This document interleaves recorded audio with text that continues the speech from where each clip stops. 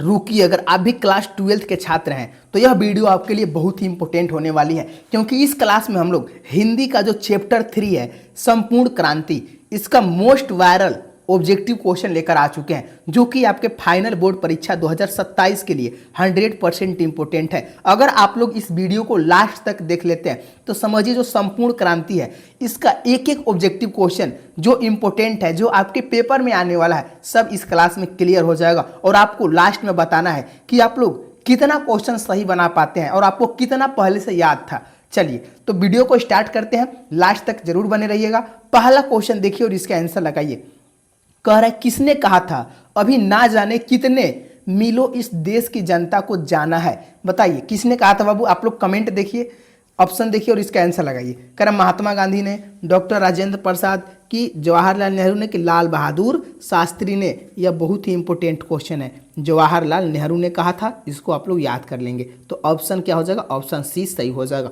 अगला क्वेश्चन देखिए, दूसरा क्वेश्चन कह रहा है कि किस अस्पताल में दिनकर का निधन हुआ था। तो किस अस्पताल में दिनकर जी का निधन हुआ था, यानी उनकी मृत्यु हुई थी।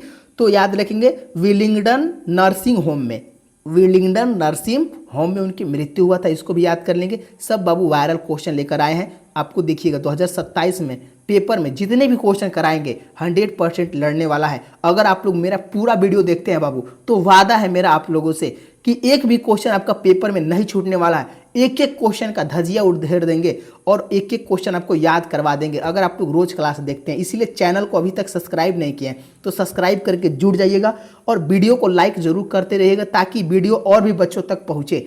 तीसरा क्वेश्चन कह रहा है कि जयप्रकाश नारायण को किसका दलाल कहा गया है। देखिए दलाल जो कहा गया है किसका कहा गया है, अमेरिका का कहा गया है। जयप्रकाश नारायण को अमेरिका का दलाल कहा गया है। ऑप्शन डी आपका सही हो जाएगा। और यह बहुत बार क्वेश्चन आ चुका है तो इसीलिए ऐसे क्वेश्चन को मिस नहीं करना है, एक एक क्वेश्चन को धजिया उधेड़ देना है, गर्दा उड़ा देना है।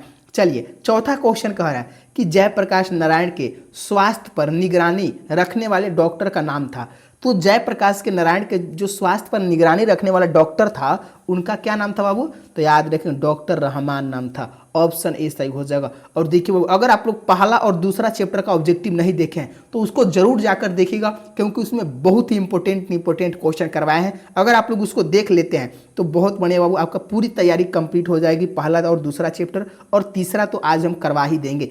चलिए पांचवा क्वेश्चन कह रहा है कि जयप्रकाश जी को किसका भाषण सुनकर अमेरिका जाने का प्रेरणा मिला था। बताइए, तो याद रखेंगे ऑप्शन बी हो जाएगा स्वामी सत्यदेव के। ऑप्शन बी आपको याद कर लेना है। नेक्स्ट क्वेश्चन है छठवां क्वेश्चन कि फ्री प्रेस के मालिक कौन थे। VVI क्वेश्चन है, बताइए। तो फ्री प्रेस के जो मालिक हो जाएंगे वो सदानंद जी हो जाएंगे। ऑप्शन सी सही हो जाएगा, सदानंद जी, इसको याद कर लेंगे। 7 क्वेश्चन देखिए करें कि ब्रेन ऑफ बॉम्बे किसने कहा था। तो ब्रेन ऑफ बॉम्बे किसने कहा था बाबू, तो यह उमा शंकर दीक्षित को, ब्रेन ऑफ बॉम्बे जो है उमा शंकर दीक्षित को कहा जाता है। ऑप्शन ए आपका सही हो जाएगा। अगला क्वेश्चन है 8वां क्वेश्चन, कह रहा जयप्रकाश नारायण ने IAC की परीक्षा कहाँ से पास की थी। तो IAC की परीक्षा कहाँ से पास की थी, बताइए। 8 के आंसर क्या हो जाएगा, तो याद रखें बिहार विद्यापीठ से पास किया था। ऑप्शन डी आपका सही हो जाएगा। चलिए जयप्रकाश नारायण याद रखिएगा। 9 क्वेश्चन करें कि लेनिन की मृत्यु कब हुआ था। बताइए, तो क्लास 10 में भी आप लोग पढ़े होंगे कि लेनिन की मृत्यु कब हुई थी, ये तो सारे बच्चों को याद होगा। तो याद रखेंगे 1924 में लेनिन की जो मृत्यु है वह 1924 में हुआ था। ऑप्शन डी आपका सही हो जाएगा, इसको याद कर लेंगे। चलिए क्वेश्चन नंबर 10 कह रहा है कि जयप्रकाश जी मार्क्सवादी कब बने थे। बताइए, तो जयप्रकाश जी जो थे वो मार्क्सवादी कब बने थे, तो 1924 में जब लेनिन की मृत्यु हुई थी। ऑप्शन डी सही हो जाएगा, इसको भी आप लोग याद कर लेंगे। चलिए 11 क्वेश्चन देखिए, करे कि फणीश्वर नाथ रेणु की पुस्तक है। तो फणीश्वर नाथ रेणु की जो पुस्तक है ये किसका है, तो मैला आंचल। ऑप्शन डी सही हो जाएगा, मैला आंचल याद कर लेंगे। और देखिए बाबू आप लोगों से निवेदन है कि आप लोग प्लीज़ लाइक और शेयर जरूर करेंगे वीडियो को, और चैनल को जरूर सब्सक्राइब कर लेंगे अगर न्यू स्टूडेंट हैं तो। इससे आपको भी फ़ायदा होने वाला है। आपकी जो 12th क्लास की तैयारी है एकदम ज़बरदस्त पूरी करवा देंगे, ये मेरा वादा है। चलिए 12 क्वेश्चन करें कि 1974 में बिहार प्रदेश के मुख्यमंत्री कौन थे। तो बताइए बिहार के मुख्यमंत्री कौन थे 1974 में, बताइए। तो कौन बच्चे को याद है, देखते हैं आप लोग कमेंट में इसका आंसर दे पाते हैं कि नहीं। याद रखेंगे अब्दुल गफूर थे। कौन थे? तो अब्दुल गफूर थे। ऑप्शन बी सही हो जाएगा। अगले क्वेश्चन की ओर चलते हैं। 13 क्वेश्चन कह रहा है कि किसके लोकनायक के नाम से जाना जाता है? तो लोकनायक के नाम से किन्हें जाना जाता है? याद रखेंगे जेपी जयप्रकाश नारायण को लोकनायक के नाम से जाना जाता है। ऑप्शन बी आपका सही हो जाएगा। अगला क्वेश्चन है 14 क्वेश्चन कि जयप्रकाश नारायण का जन्म कब हुआ था? याद रखिएगा 14 का जो आंसर हो जाएगा ऑप्शन ए हो जाएगा। 11 अक्टूबर 1902 को इनका जन्म हुआ था। ऑप्शन ए आपका सही हो जाएगा। नेक्स्ट क्वेश्चन है 15 क्वेश्चन कि जयप्रकाश नारायण यानी जेपी की पत्नी का नाम क्या था?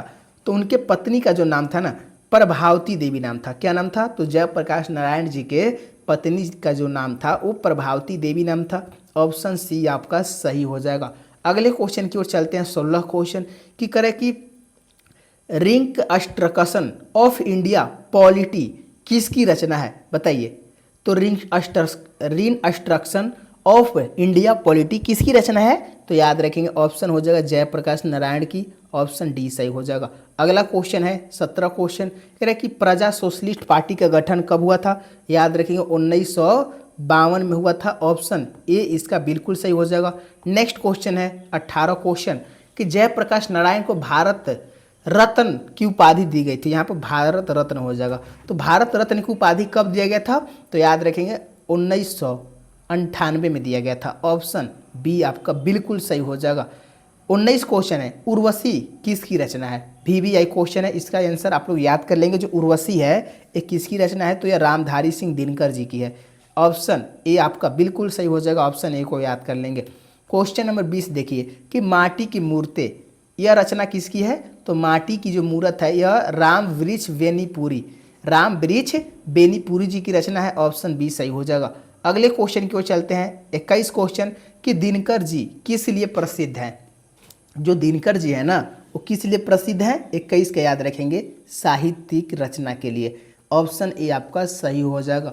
अगला क्वेश्चन है 22 क्वेश्चन कि जयप्रकाश नारायण को भारत की जनता किस नाम से जानती है? तो लोकनायक। क्या याद रखेंगे?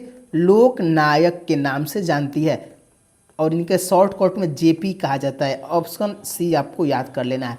अगला क्वेश्चन है 23 क्वेश्चन कि जयप्रकाश नारायण ने संपूर्ण क्रांति वाला ऐतिहासिक भाषण कहाँ और कब दिया था? याद रखें। तो जयप्रकाश नारायण ने संपूर्ण क्रांति वाला ऐतिहासिक भाषण कहाँ और कब दिया था? 23 का याद रखेंगे। ऑप्शन डी हो जाएगा पटना में 5 जून। कितने? तो 5 जून को 1974 में दिया था। ऑप्शन डी आपका सही हो जाएगा। अगला क्वेश्चन है 24 क्वेश्चन कि जयप्रकाश नारायण के बचपन का क्या नाम था? बताइए। तो उनके बचपन का जो नाम था 24 का याद रखेंगे बाउल नाम था। ऑप्शन सी सही हो जाएगा। अगला क्वेश्चन है 25 क्वेश्चन कि जयप्रकाश नारायण ने किस साल छात्र आंदोलन का नेतृत्व किया था? तो किस साल छात्र आंदोलन का नेतृत्व किया था? तो 1974 में। याद रखेंगे। ऑप्शन सी आपका सही हो जाएगा 1974 में। ध्यान रखिएगा। 26 क्वेश्चन है कि जयप्रकाश नारायण के पिताजी का क्या नाम था? तो उनके पिताजी का नाम जो था हर्षु दयाल नाम था। क्या नाम था? हर्षु दयाल नाम था। ऑप्शन बी सही हो जाएगा। अगला क्वेश्चन कह रहा है 27 क्वेश्चन कि जयप्रकाश नारायण रचित पाठ का नाम क्या है? तो उनका जो नाम है संपूर्ण क्रांति। ऑप्शन सी आपका सही हो जाएगा।